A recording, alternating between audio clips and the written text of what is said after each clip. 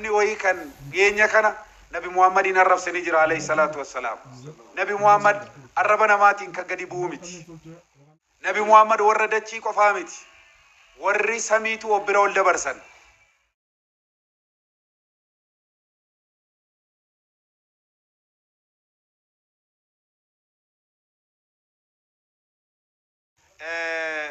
Hedduu gammannee jirra. Hawaasa akkanaa tajaajiluun nuyi kabaja. Hawaasa akkanaatiif yoo dhaabbataa bullees yooniif dalagaa kanaa miti jechuu kateenyee akkanatti dalagnuu miti dhugaan isinitti hima jechuu. Yooniif waan kanaa achitti nu ajajettanilleen isiniif ajajamuuf qophii. Kana jechuun hanga nuti lubbuun jirrutti jechuudha malee hanga mana marii dhimma islaamaa irratti jirru jechuu miti. Aangoon mana marii dhimma islaamaa igraman gadi dhufe ofumaanu. Utuu yeroon isaan gahin yeroo masaatu hin geenye bar gaaliinis bakka kanaa hin geenye anis itti of hin qopheessin. Ani dalagaan kiyya kunoo kanuma amma agartan kan. Kana namni illee narraan fudhatu namni isinaan kenna. Kanaaf uummata kiyya wanni isiniin jechuu barbaade jechuudha. Hamma lubbuun jirru waan dandeenyu hojjechuu dhiifne akka biran teenye amaanaan isiniin jaa. Naannoo jirru irratti masjiidni dadhabe jiraachuu danda'a. Madrasaan amata dheeraa dhaabbatee karaatti utuun cufamin hafee jiraachuu danda'a. Yatiimni miskiinni mu'allafaan islaamee nama qallabu dhabee waan ittiin sooman jiraachuu dhabuu danda'a. Bakkuma jirtani wal ijaaraa rakkoo ummata muslimaa fura. Rabbi gaafa sana rakkoo keenya nurraa fura. Kabaja nu idaa, jaalala nu idaa, tokkummaa nu jabeeysa.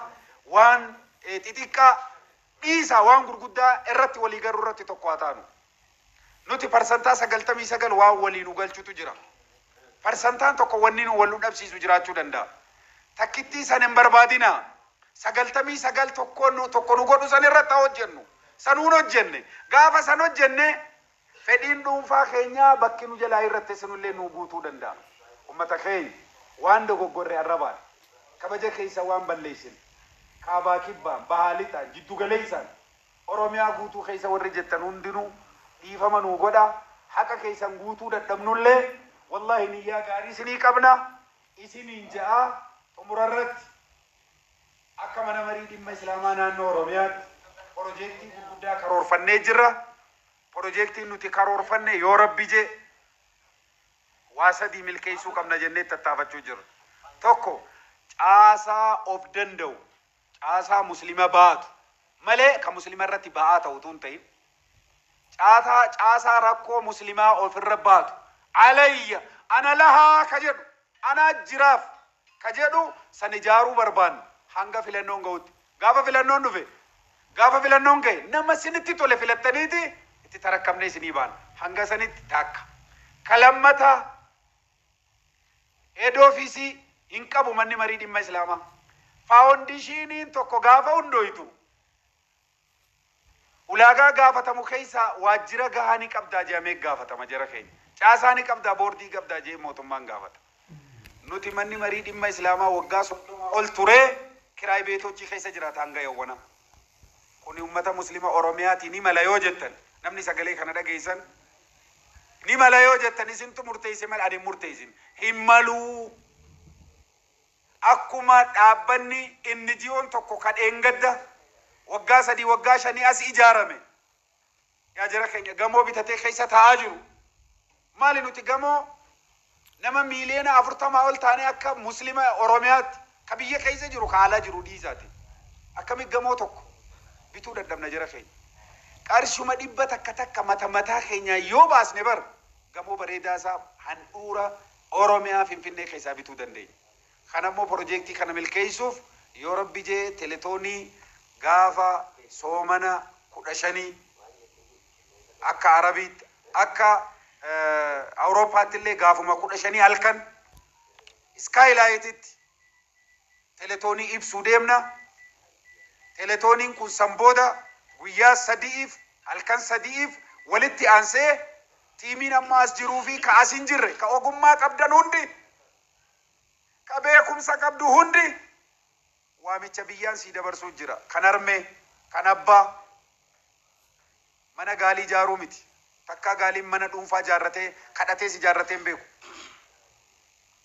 أني متى كان كوتي كانين كيستي هرمادو نمو وان قبدنين قرشي تكرر قباتي كأوغما قبدو أوغما كيساني نبر متني قامو منامري مسلمة أوروميا فكاتو بيتو قمنا جنة مرتفعني كاني جرا هوغنتوني كورينو جرا وچيفتو خينيا قوتو مات بودين الرجران كام مقالا الرجرا إمو مخاناب جيچودا كورين امباسادرو تغلي حرر روان جل قبدي قبدي غافسنا وان سرپرازي زنگونو تجرا إن شاء الله وان دلگا جرو غافسنا سرپرائز گونا نغرگارا كتيك توكي قبدو تيك توكي كيتين كفيسبوكي بيجي قبدو بيجي فيسبوكي كيتين كيوتيوبي قبدو يوتيوبي كيتين إمبيكو غا تيليجرامي واتسابي قبدو كسغلي قبدو كنشيدا دنديسو كإيمو قبدو كندعوا دنديسو كوابر ريسيتو كإماما مسجد تهيمون كعلماء فتوى تخنون كأبوتي كبينيا وان دنديسو خنو قفتون تاني نما برات دمكسون دير نبرتين واجب عليكم دير كما كان لبسني نغرغارا يوددن سيناني سنغافت اللهم اشهد اللهم اشهد يا رب نغاناتي يا رب نغاناتي ومسلمة أوروميا مدالة توري أما يوانات أما قروا ومسلمة أوروميا مدالو وجنة جنة والكانير فهمت قمتا تقو وكان قري تقو تيزيزومت والله مسلمة أوروميا متاسا والقبول وان تقف نمو وان دنديسنون آنغو قبدن قبينيا قبدن أكنو غرغارتن أسومان دامسا سني دبرسا تمر الرتي تيمين أسجرو كون واميچا سني دبرسنه كاسنجر اللين واميچا سني دبرسنه أكا بكا سنتي غونا ولمان منا مريد إما إسلاما نانو روميا حج سفنو أنغفنس كتوسونس هريانس نمني هندنون دقاها كان دقاين دقيسيسا سنين جدا كيساو مسلمني أوروميا كيسا جرو مسجد كما أفرطما والتجرى توكو مسجد كيتي ترى أرشي كما كداني هنگا ميلينا كداني تسراجم كدان ديسو ميلينا كدان بوزي فيتي كدان دبدي أرشي كما كدان كان بوزنيو درمانو أتندن ديسو هندن ديسو إمامنا كسيس هندن دو شارع مانا إني شارس سني غلاجي رميدي حواسني كارشي كما كدان مسجد ساتي بوفته لببل مسين سغودي بكمتي من مريد إما إسلاماتي وفيفيز مسجد ساتي بكمتي فينه لغاني سنتي إيمان سينا كمبل ليسيسين وانته على كل حال يروتي والكبته نمني وهي كان جينيا كان نبي محمد نرف سنجر عليه الصلاة والسلام نبي محمد الربنا ماتين كجدي بومتي نبي محمد وردتشي كفامتي ورّي سميتو وبرول دبرسن ملايكان جبريل غافا عليه السلام رسول فرته والبوسن سميت وربن داوچي سي خي برادر بيتي بكا انغو جبريل برادر بران ان كان اول ديمون دندو جدي ساني غرا في اي بي تول دبرسي او فيفو برادر بي الله اكبر كان اتي تطقا خيتين نبي محمد وان تانين كبن امه مسلمان تكيسا جتي نمني يالتو او فيف تكات أربعة وفتين توكنا أني كانوا ماني سنيم أربعين عن تاو جرابا أكاد تجان كوري ويجرتي سكرو كجدمت غنما نمني ميلان إريا ميلا كاكوبين كم نكانوا مت غنما فتين سيرو جيدا كابوسان كوري سينما وران تكانوا من نمني رديم زا شامبودا إيجا أدونو وي نميتي ميلا دوار رباو دفنان أكا غنما سيته نرن جتين غودي كين ستي أجر سيسا جت تجار خناف مني مسلمة دمك إجرا سدوريتي متي تطقطني أوفين ورب ستاني أكنو تسين الرب سوبر بادن نوتي أفان كينيا يجن أركا كينيا يجن بيجي سيرا كبدي بيجي آدا كبدي خناف نمني كيو أمانتا كبادي مسين سمنا أمانتا تكويوته أبوتين أمانتا مسين سا أوبجلك كبتني جرتن إبصر رتباسا نما كنا سيرا نوديسا تكو كنا دامن إني لما فا نمني ماتي ساتاتن نوتي إسان تكني إسان نتوك متا مسلمة إساتو كبجو متا مسلماتك إساتو إجا خينيا نتلوفه إجا خينيا أول نمني نتي جالنو نبي محمد عليه الصلاة والسلام لبو خينيا وجننا أول نمني نتي كبجنو إسان نما خنا فيريو كبات نورا دوركا كبجاني سنغافن صدفا موتمال سبب سبلمين بيا خنا ولدنده والكبجي جراتا جرا أكا أمانتات والخبجني جراتشو جر nama dhuunfaa bakka bu'a malee amantaa bakka bu'a jennee yaanu nu takka keenyatti dhaabbata wayii bakka bu'ee nu arrabsan jennu garuu namni kun seera jira biyya kana waan ta'eef mootummaan isa asii miti isa biyya biraa jiru qabee fidee seeratti dhiyeessaa jira waan ta'eef mootummaa jalaa bakki inni itti dhokatu waan hin jirreef nama kana bakka jirurraa to'annaa jala nu oolcha nageenyi akka bu'u godha nageenyi yoo bade kanaa wal qabatee rakkoon tokko akka muudanne sodaa waan qabnuuf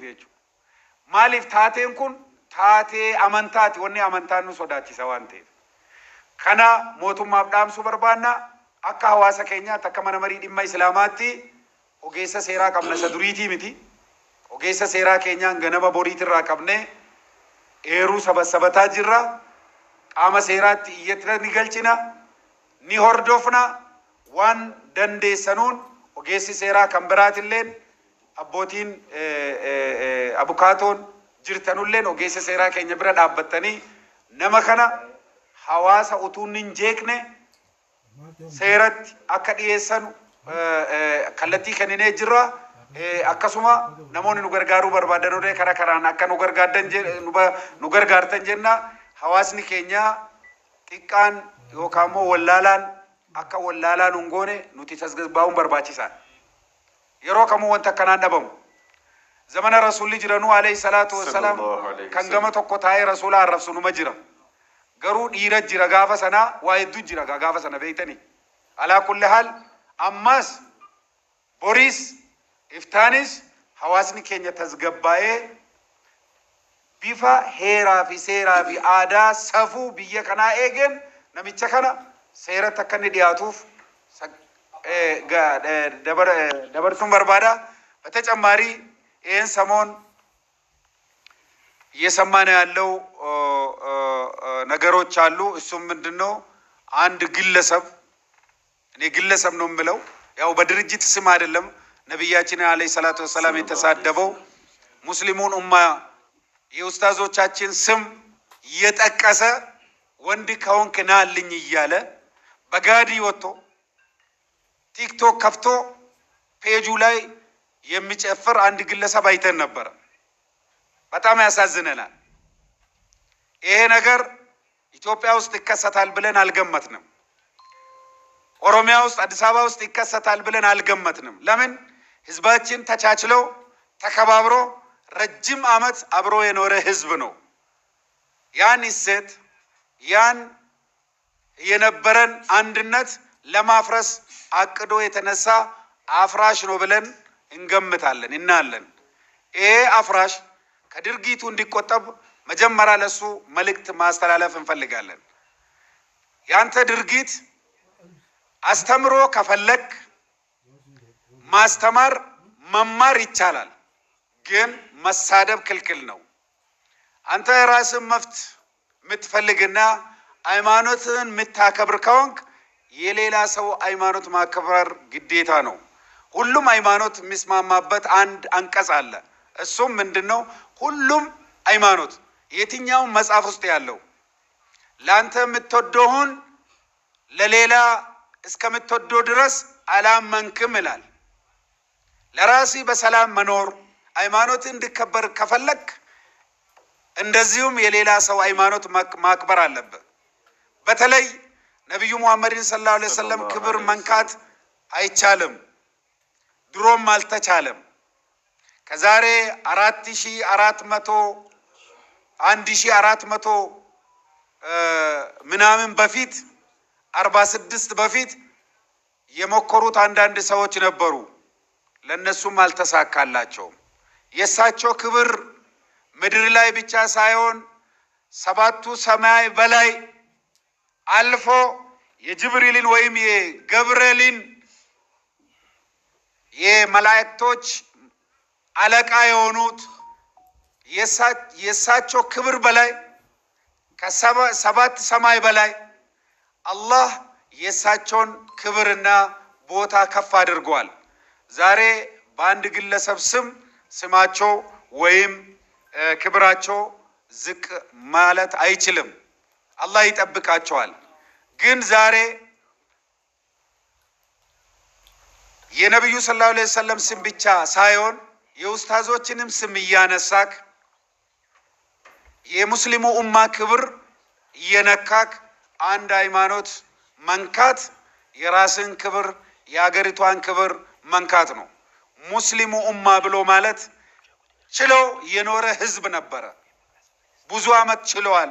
አሁን ዘመኑ ደግሞ አልፎ የመቻቻል ብቻ ሳይሆን የመከባበር ዘመን ሆኗል። ሁሉም በህግ እኩል ነው። ሁሉም ሃይማኖት በህግ እኩል ነው። ሁሉም መብት አለው። ሁሉም በህግ ነው የሚተዳደረው። ስለዚህ ቅድማ ለሰውየው ለግለሰቡ መልእክት የምናስተላልፈው ከዚህ ድርጊት ተቆጠብ፣ በስህተት አድርገህ ከሆንክ ይቅርታ ጠይቅ፣ ወደ አላህም ተመለስ እንለዋለን።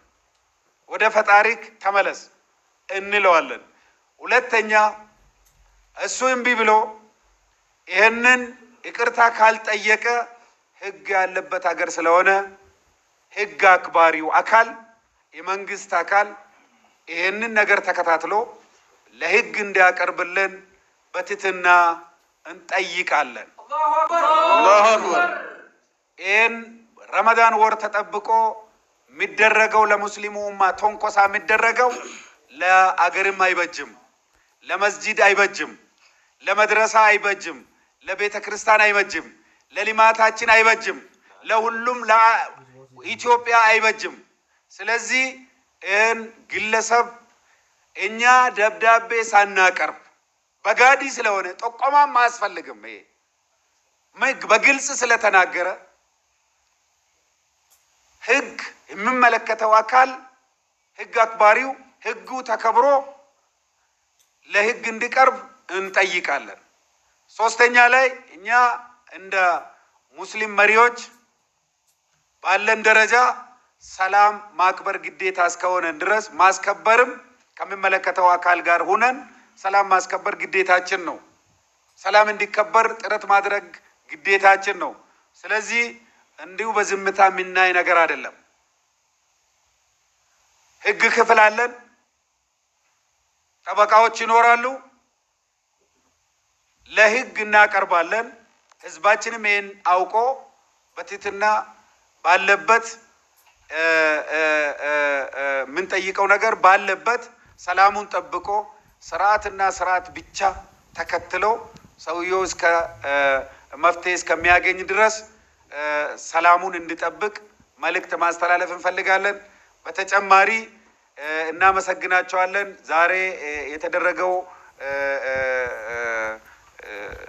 ፈንድራይዚንግ ይቀጥላል። እኔ በበኩሌ እስካሁን ባደረኩት ንግግር ላይ በጣም ደስ ብሎኛል። ስለተሳተፋችሁ እናንተም እናመሰግናቸዋለን። ኢንሻአላህ በዚህ ወር ውስጥ ረመዳን ወር 15 ላይ ሌላ ትልቅ ፕሮግራም ስካይላይት ላይ ይኖረናል። እሱም የአፍጥርና የኦሮሚያ መጅሊስ ፕሮጀክት ይፋ የምናደርግበት ታላቅ መድረክ ይሆናል። ተጋብዛችኋል። በኦንላይንም ሆነ እንደዚሁም በአካል መታችሁ እንድትታደሙ አሁንም ጥሪ እናቀርባለን። ባለሙያዎች፣ አክቲቪስቶች፣ ምሁራኖች፣ ኡስታዞች ሁላችሁም ለኦሮሚያ ሙስሊም ህዝብ ተሳትፎ እንድታደርጉ በእውቀታችሁ በገንዘባችሁ ይላችኋለሁ። ሽክራን ሱመ ሽክራን። ሀዛ ቢላሂ ተውፊቅ ወሰላሙ አለይኩም ወራህመቱላሂ ወበረካቱ። አላሁ አክበር አላሁ አክበር።